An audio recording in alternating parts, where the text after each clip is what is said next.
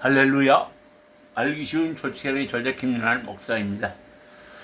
저는 지난 6월 초 마음의 상처를 받고 이걸 그만해야겠다 싶어서 고별사까지 여러분에게 읽어드렸습니다만 그 후 벌써 2달이 지나갔습니다. 여러 가지로 마음에 짐이 되어서 이걸 다 끝까지 해야 되겠고 하는 그런 마음을 갖고 다시 일어섰습니다. 여러분들이 용서해 주시고 끝까지 들어주셨으면 감사하겠습니다. 오늘은 교회론 7번째 시간으로 교회와 정치에 대해서 알아봅니다. 교회에서 정치하면 성경만 알면 되지 이 정치가 왜 필요하냐고 반문하는 사람들이 많습니다. 그러나 교회나 사회나 사람이 모이는 곳에는 조직이 필요하고 조직을 움직이는 데는 정치가 필요합니다. 교회의 정치란 교회가 그리스도로부터 분부받은 임무와 사명을 수행하는 데 필요한 행정체계를 말하는 것으로서 교회 정치의 원리가 무엇인지 대략적으로만 살펴보면서 여러분과 함께 은혜를 나눠보도록 하겠습니다. 첫 번째, 교회 정치의 중요성. 교회 정치는 형식적이므로 아무런 영향도 없다는 정치에 대한 불신감으로 교회 정치에 의문을 제기하는 사람도 있으나 그러나 교회 정치를 운영하는 목사들이 자칫 편견적으로 운영하다 성도들로부터 불신감만 사고 있는지는 살펴봐야 됩니다. 그러면 교회 정치의 중요성은 무엇인가 하는 물음이 제기되기도 하지만 교회 정치는 반드시 필요합니다. 왜냐? 첫 번째, 교회 정치는 순종과 질서를 배우게 합니다.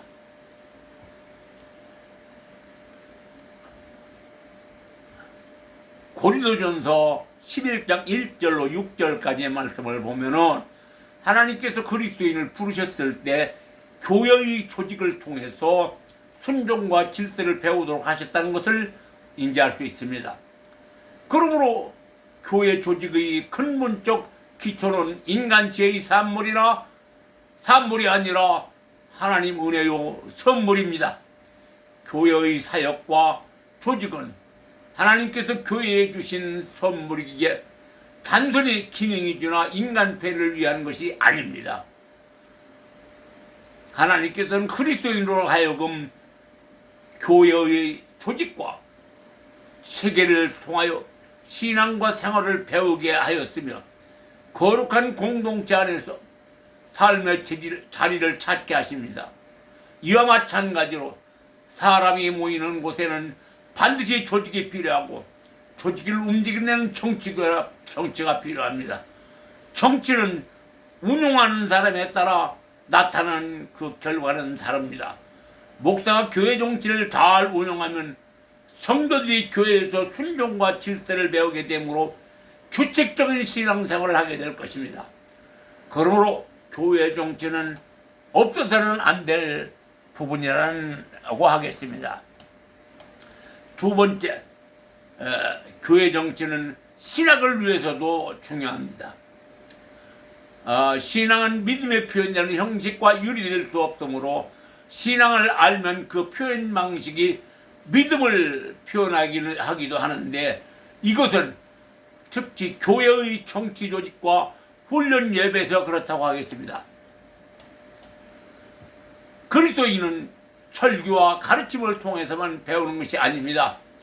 교회 안에서 성도들과의 교제를 통하여 삶의 양식인 교회의 질서 형태를 통해서 배우게 됩니다. 그리스도인의 인격은 실천과 예배를 통해서 형성되기 때문입니다.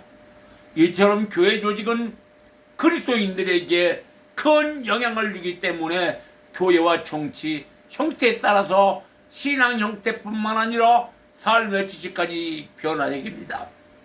그러므로 신학이 정치를 벗어나서는 완전한 학문의 묘미를 살릴 수가 없고 신학의 묘미가 없는 곳에는 완전한 신앙인으로 인도하는 길을 가르칠 수 없습니다.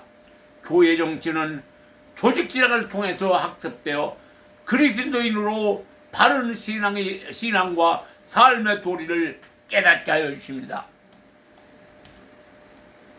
그 다음 교회의 온전성을 유지하는 데도 중요합니다.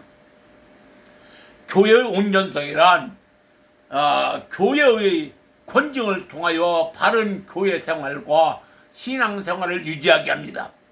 그러므로 교회의 온전성을 위하여 올바른 말씀 선포와 사랑의 권징은 필수적입니다. 교회는 권징을 통하여 교회의 순수성과 교회의 가르침의 온전성을 유지하여 왔습니다. 권징은 그리스도인으로서 바른 삶을 살게 할 뿐만 아니라 모든 인류가 하나님을 중심으로 한 새로운 세계 질서를 바르게 하여 모든 사람이 사람답게 살게 하는데 그 의의가 있는 것입니다.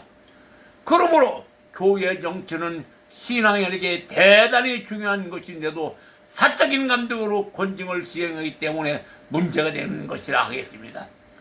진리의 말씀으로 훈계하고 교회 정치를 위해 사랑으로 하는 선한 권징은 성도들을 바른 길로 인도하게 될 것입니다. 진리를 바르게 알면 선한 권징을 할 수 있고 권징 조례는 성도의 신앙을 바르게 유지시킬 수 있습니다. 교회의 온전성을 유지하기 위하여 교회 정치는 반드시 필요하다 하겠습니다. 그 다음 교회 정치의 형태들. 역사적으로 교회 정치의 중요성을 알아보고 교회 정치의 목적을 성취하기 위해서 각기 다른 제도를 세워 교회 발전을 시킨 제도들을 알아보도록 하겠습니다. 첫째, 교황제도. 로마 가톨릭 교회는 교회를 유계제도에 의한 법국가로 보았습니다. 이 제도는 군주를 정점에 모시는 유계제도였습니다. 즉 타조족 유계제도의 군주인 베드로 위에와 그의 모든 후계자들 위에 기초를 두고 있습니다. 이 제도는 군대처럼 계급적으로 구성되어 있으며 베드로의 후계인 교황이 지배하는 군주적 성격을 띈 것으로 교황은 교회의 교리, 정치를 결정하여 규정 지을 수 있는 권리를 가진다는 논리입니다. 교황 밑에는 특별한 은혜를 받은 하위 성직자들이 있는데 그들은 상위 성직자와 교황에게 엄격한 책임을 지고 교회를 지휘합니다. 교황의 지위는 예수 그리스도와 같은 반열에 있으므로 무흠하고 교황의 말은 오류가 없는 인물로 추앙받고 있습니다. 성직자들이 교회를 운영하고 지배하기 때문에 평신도의 위치는 극소화되고 발언권은 대단히 약합니다. 그 다음 두 번째, 감독제도. 감독제도를 가장 강력히 주장하는 교회는 영국 교회인데 감독제도에 의하면 그리스도가 교회 정치를 직접적이며 독립적으로 사도의 계승적인 감독에게 위임하였으며 또한 이 감독들을 구분되고 독립된 영독적인 성직으로 삼으셨다고 주장합니다.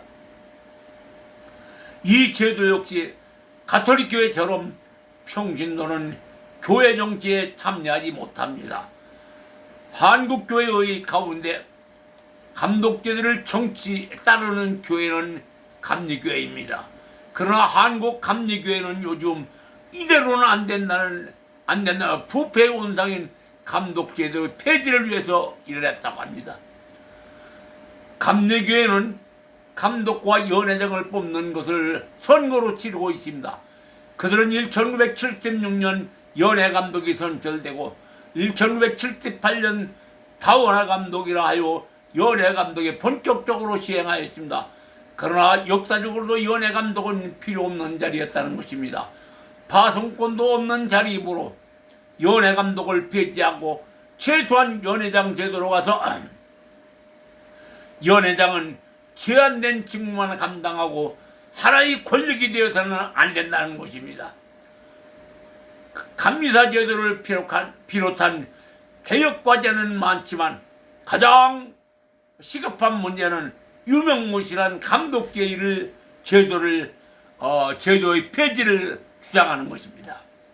그 다음 회중제도는 교회 정치적 형태가 잡혀가던 1560년대에 프랑스에서 그 모습을 처음 드러냈습니다. 이 제도를 주장한 인물은 모렐리였습니다. 모렐리는 교회의 직계 연구를 통하여 교회를 위하여 일할 교역자는 선택과 권징이 회중에 의하여 시행되어야 한다는 것입니다. 교회의 목적은 오직 그리스도께서 교회를 지배하도록 하는 것이며 그리스도께서 교회를 다스릴 때 쓰는 도구가 교회의 회의라 믿었습니다. 교회의 모든 구성원은 함께 그리스도를 알기 위하여 기도와 토의를 하고 성령의 인도하심을 받아 한 마음을 얻게 된다는 것입니다. 이 제도는 교직자는 교회의 회원이 가지는 것 이상의 정치 권력을 가지 못하게 하며 교회는 완전히 독립된 교회로서 모든 권한을 행사하는 제도입니다.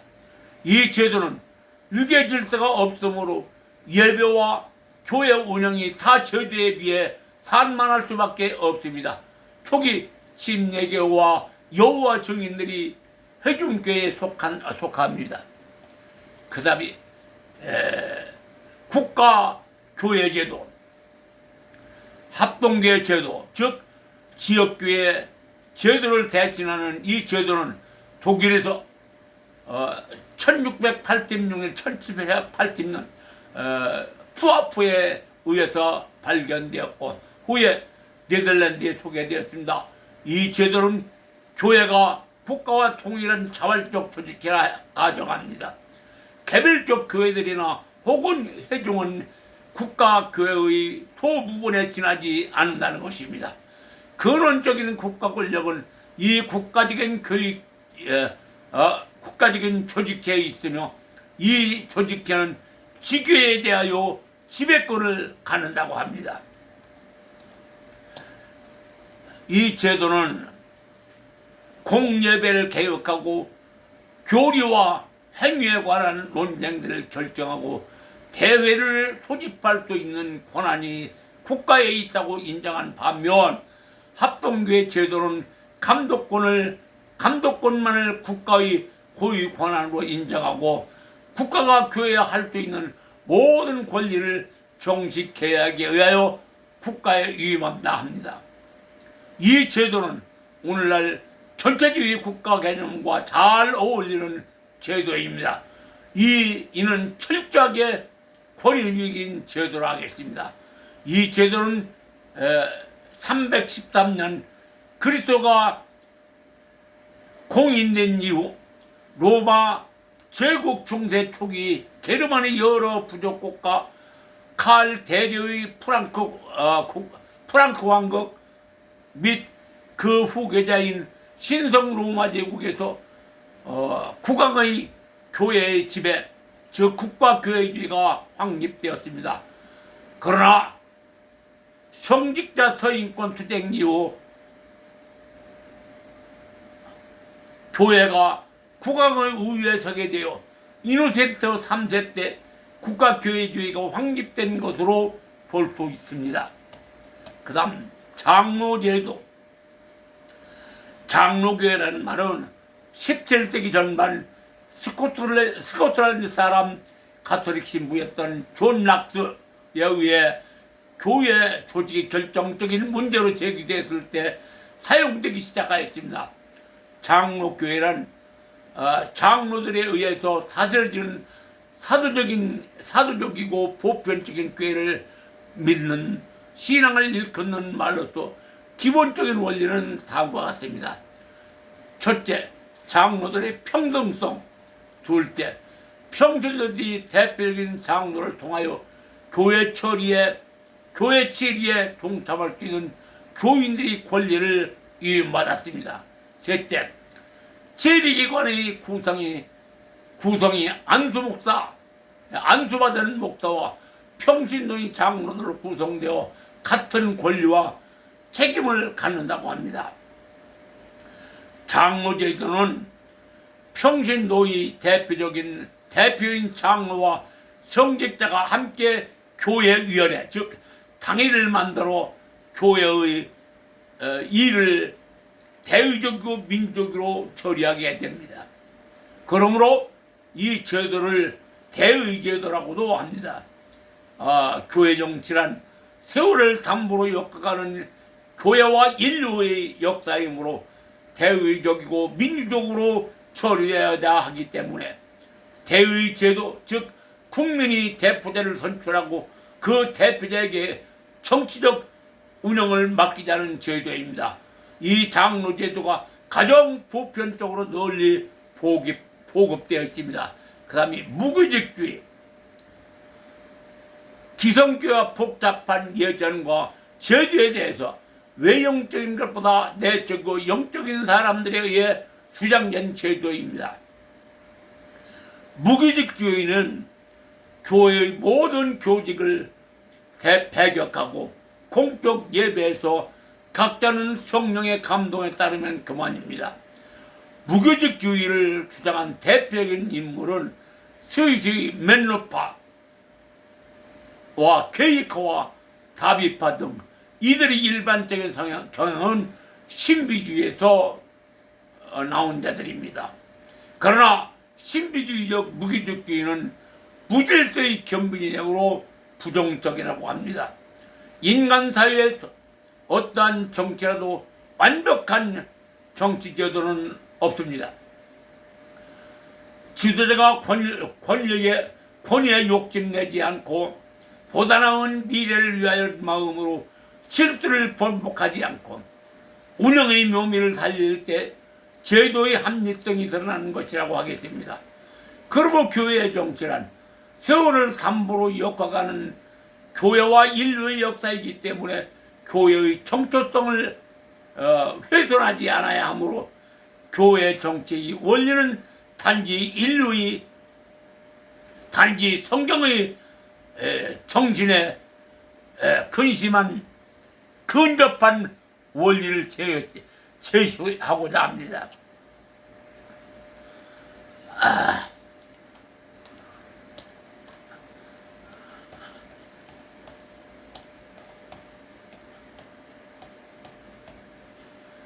교회 정치는 복음에 종속해야 합니다. 첫째, 교회 정치가 복음에 종속된다는 것은 교회 정치의 대전제입니다. 교회가 존재하기 위한 필수적이고 불가결한 것은 하나님 말씀 또는 복음인데 이는 기독교가 가지는 필수적인 확신입니다. 교회는 하나님이 역사시기에 하나님 말씀만이 교회를 존재하게 하는 필수적인 도구입니다. 하나님 말씀만이 순수하게 전해지고 성례전이 주님이 제정하심에 따라 행하기는 곳이라면 어디에도 교회가 존재한다는 것을 의심할 수 없습니다. 그러므로 모든 교회 정체는 복음에 종속하기 위하여 있는 것이고 복음사역에 봉사하기 위한 것이지 어떤 사람을 유명으로 만들기 위한 목적이 아니라는 논리입니다. 그 다음 교회 정치의 원리. 마태복음 28장 18절 예수께서 일러 가라사대 하늘과 땅의 모든 권세를 내게 주셨으니 이는 그리스도만이 교회의 머리의 힘을 말합니다. 교회 정치 원리는 예수 그리스도만이 교회의 머리이시며 모든 권위의 원천이심을 증가하고 있습니다. 이는 교회의 교회 지배나 교회에 대한 우위성을 부정하는 것으로 교회는 교회권에 부당히 침해하는 무리, 즉 유형교회의 머리라고 주장하는 교황이나 국가와 같은 외부적 권력과 싸웠다는 사실은 곧 그리스도만이 교회의 유일하고 합법적인 머리이시므로 예수 그리스도만이 유일한 최고의 율법의 수혜자여 교회의 주라는 것을 확립하기 위한 것이 교회 정치입니다. 에베소 1장 10절 하늘에 있는 것이나 땅에 있는 것이 다 그리스도 안에서 동일하게 하려 하심이라. 예수 그리스도께서 만물을 주관하시는 머리라고 가르치고 있는 것입니다. 그 다음 교회 정치 원리는 만인 제사장에 입각한 것입니다. 고린도 12장 4절로 7절 은사는 여러 가지나 성령은 같고 직임은 여러 가지나 주는 같으며 또 역사는 여러 가지나 모든 것을 모든 사람 가운데서 역사하시는 하나님과 같으니. 자, 이 말씀은 만인 제사장은 신자와 하나님과 관계를 표현하는 것으로 그것은 인간의 중보 없이 그리스도를 통하여 하나님께 이를 수 있다는 기독교인의 평등성을 강조하는 것입니다. 즉 신자와 하나님 사이에 제3자적인 중간적 존재가 필요하지 않은 것을 의미합니다. 그리스도 안에서 사제된 모든 그리스도인은 하나님과 자유롭게 기도로 교통할 수 있다는 논리입니다. 갈라디아 3장 27절 28절 누구든지 그리스도와 합하여 세례를 받은 자는 그리스도로 옷 입었느니라. 너희는 유대인이나 헬라인이나 종이나 자유자나 남자나 여자 없이 다 그리스도 안에서 하나이니라. 이 말씀은 교회에 대한 새로운 이해에 접하도록 하는 제도로서 교회직이란 법적 체계, 계층적 지위, 신분을 말하는 것이 아닙니다. 그리스도를 섬기기 위한 직책에 대한 기능적 구분입니다. 즉 그리스도 안에 있는 우리 모두는 영적 신분에 속하게 된 것입니다. 그러므로 성직자나 평신도나 언제 어디서나 기도로 하나님과 교통할 수 있음을 말합니다.